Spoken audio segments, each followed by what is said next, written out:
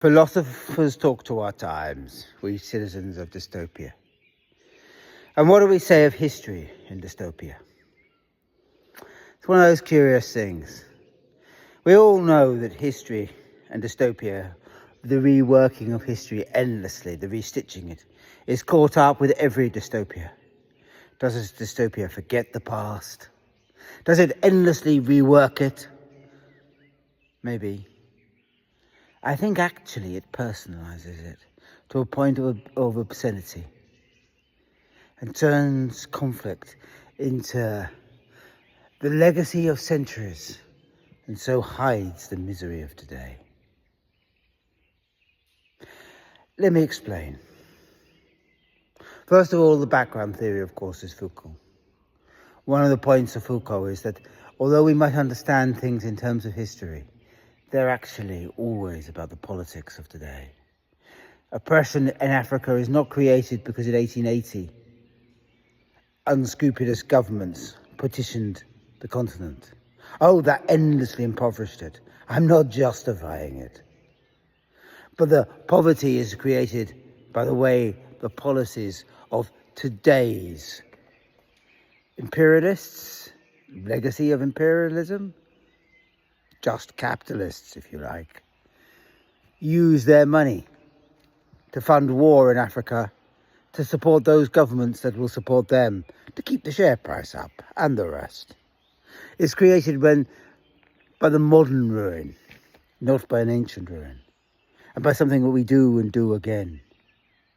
History, therefore, is never in the past. It's something that we are making now. And the legacy of the past, saying, oh, it's all just imperialistic legacy, in a sense, ducks the issue. The problem of imperialism is here and now. It isn't there and then. And as Marx would remind you, if you endlessly blame the past, what are you hiding in the present? What's the problem in the present? And that, I think, is the problem with our dystopia. Our dystopia has personalised the past to make it our story, our reason why we are not a success, and forgotten the rest. But I need to explain more why this is different. Hasn't it always been thus? For history has been divided up traditionally into two very, very different disciplines, and you should never get them confused, in spite of what TV historians would have you do, some of whom can straddle both worlds very effectively. On the one level, good academic history is all about going back to the past and trying to understand those that lived in it as they themselves understood themselves, who and what they are. It is to breathe life back into the lives of the past, into minds that worked otherwise, and to understand that other, so that in seeing it, we may learn something about who we are. We another ourselves through history. And so, academic history teaches me that Oliver Cromwell is not any glorious hero, but just yet another religious nut who accidentally sparked a revolution, even as he protested his love of his God. And this in spite of the fact that I would, left to myself, make the new model army some great force for liberation. Go, academic history, go.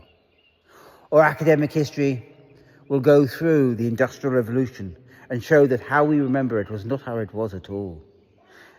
He will count the number of Lancaster cotton mills and how many of them made profit, and look at actually what changed the world. And what changed the world was small manufacturers, the revolution in the cottage house industries. That was just as important as any large-scale factory.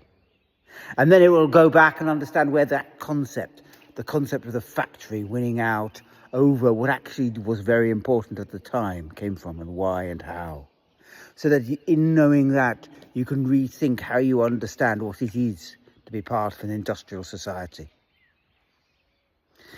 Proper academic history, then, should challenge your very notion of your own personal identity, and constantly. as your heroes turned out to be other than you thought they were, as the story you thought you were in is always anothered, always making you think it differently, understand it otherwise. For me, that's true history. Let's be honest about it. But there's a second sort of history, this kind of history that actually I'm very good at, which is the storytelling history. The verse adventure that tells us how the world gave birth to us. This is the story that Hegel marvellously told. But he ended history with a flourish, with the birth of Hegel. Or it's the story that the cartoon Calvin thinks ends with him. It's the story then that I can tell of the left-wing national identity of Britain, rooted in the Anglo-Saxons, in the proud names of Aelfred and Aelstan and Eadgar, in the ancient kings, of the privileges lost at the Norman conquest, of Magna Carta and the reforming of British democracy under Edward I, somewhat unwillingly, of the Civil War and the diggers and the ranters and the true seekers and the rest. It's a wonderful, rip-roaring stuff. And it's designed, but this kind of history then is not designed to be accurate. The story I will tell you is not history as I would understand history really is. It's merely a story that I'll tell. A story I'll tell that allows one to understand what it is to be a part in Britain of a migrant nation, a seaborne nation, a nation that made its fortune elsewhere overseas and always understood itself as part of the sea. When the road of water was the quickest road, so that the path from Cornwall to North Spain was far quicker than the path from Cornwall to London or North Spain to Madrid. And so an identity, the sea-born identity that gets called Celtic identity, was born. But that is a story that is designed to challenge and also challenge me and to understand something. It's designed to understand what it is to be part of a migrant culture. It was also always designed to be a counterblast to all those awful Henry VIIIs and their wives and the dreadful, tawdry, boring story about the Tudors that gets told again and again and again. Which is always very odd if you're me, because Tudor England was when England was a total backwater, culturally, imperially, powerly. If I had to list one point within British history when Britain had no power whatsoever, it would be the Tudors. Henry VIII was an idiot. You're far better off remembering the Georgians, but they're more challenging. So both of those, in different degrees, are different sorts of history. History as a story, and history as an attempt to challenge who we are. But we don't really do either of those in dystopia. Not really. You see, history, it seems to me, has become terribly personalised. And therefore politicised, because political history is always very, very personal. It's become then not about understanding how you are part of something, but rather in terms of your unique genetic heritage. Oh, you know those cod companies that you do a swab and they'll tell you where you came from. Well, maybe. I'm very unconvinced about that. I studied a bit of genes for years and I just don't think you can do that. But never mind, my cynicism is nothing in the face of arrant capitalism. So that they will tell you where you came from. It becomes then a story of your personal identity, like a Facebook history. All put together for you to understand. You to understand your world. And the minute history then becomes a story of personal identity, rather than collective nationality, it all too quickly slips into the ultimate wooden leg. The ultimate prop that you stand upon. And go, well, I'm poor because this happened to me in my past. I want redress. Now, here I've got to put caveats in immediately to stop the racist idiots spinning off from it. It is absolutely true that many migrant populations have been systematically impoverished across generations. That is absolutely true. If you look at the housing policy in America, which throws certain members of the community, I mean those who were the legacy, who were the inheritors of slaves, out of certain property markets, and then had an entire economy based on the money you could raise, the capital you could raise from your property, it becomes obvious that racism is institutionalized within the system. And therefore, being the legacy of a slave really matters, in that legacy has led to systematic disadvantage. But the disadvantage is here and now. It's not because you're not owed a debt from the past, because the past owes you no debt. It owes you nothing. You're owed a debt from the present, from what that past created, from the deliberately constructed disadvantage. And you're owed a reckoning then from the smug sods who somehow want to blame you and say, well, you're not working hard enough. We live in a utopia. All you have to do is work hard and everything will be fine. Those are the sods you're after. It's in the here and the now, never in the long past. Inequality is real. But to say that it is the legacy of a past is to miss it, as if that was the explanation. That is always delusion and dream. The point is, the past has to be handed on, and you have to understand the mechanism of the past as it has come all the way to the present. And therefore it then becomes simple politics of the present. Now, I deliberately am not having those such arguments, of course, in my sights here. I'm talking about white identity. I have no idea. I remember when I had a friend who was a born-again fascist. She used to be a proper socialist. Tell me that she mourned and worried for the fate of the white nation. And she understood it in terms of some sort of deep historical struggle where this group of people were going to be disadvantaged now. And she was understanding things in terms of the Crusades, in terms of a very distorted version of history.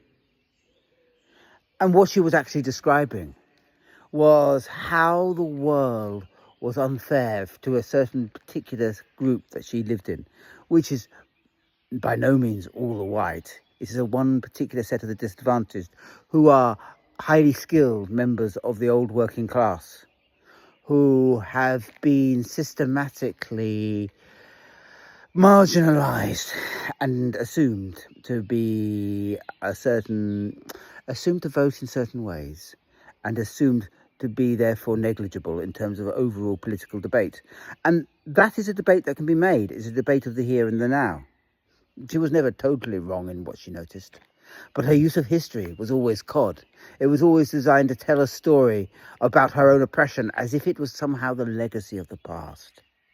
The entire notion of the British flag, a Crusader flag. I mean, I don't need to construct the endless English identities. The brittle English identity, I mean. You know the one that gets waved on the St. George's flag. A Crusader flag, a flag of Georgia, a flag from God knows where. A flag that England shares with so many other nations and was never really the English flag, if total candour speaks, because the flag of England was the standard of the king. But I don't want to get involved too much in flag wars. My point is that history is seeing in local disadvantage, and I have no doubt, or I know from my old teaching experiences, that there are whole communities of the in the north, but actually in every single country, every single town in Britain, but also every single town in France, that have been promised an awful lot across the years and actually have gained very little from the changes that have been made.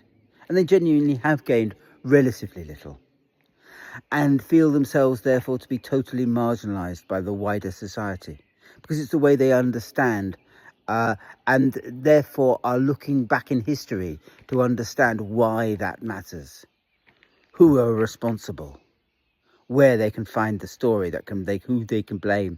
And of course migrants are there as part of that. You blame them because you're blaming the blip in history that you think led you to where you are. History has become then a personal story. You go back into the past to look at the reason why you are oppressed now or feel yourself to be oppressed. It's terribly convenient to scum like Farage. I mean, terribly convenient, because it will mean that you can convince people that they are being oppressed to some legacy, that all that could be alleviated, a legacy migration policy. And that has nothing to do with the actual Thatcherite policies that have destroyed society, and that somebody like Farage, of course, utterly agrees with.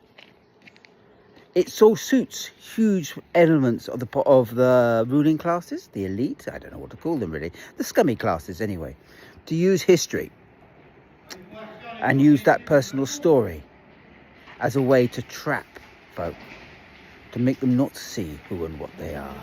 Bonjour. And who and what they can become. History, then, is not being endlessly reinvented. That's not what happened in dystopia. Oh no, it's becoming hugely personalised. And therefore the real reasons why groups within society are being held down, caught up within the politics and the way it ignores them of the day, is occluded, justified even, within a false story of an endless past. We are restitching history in our own image then, and we'll be trapped and turn it into a shroud.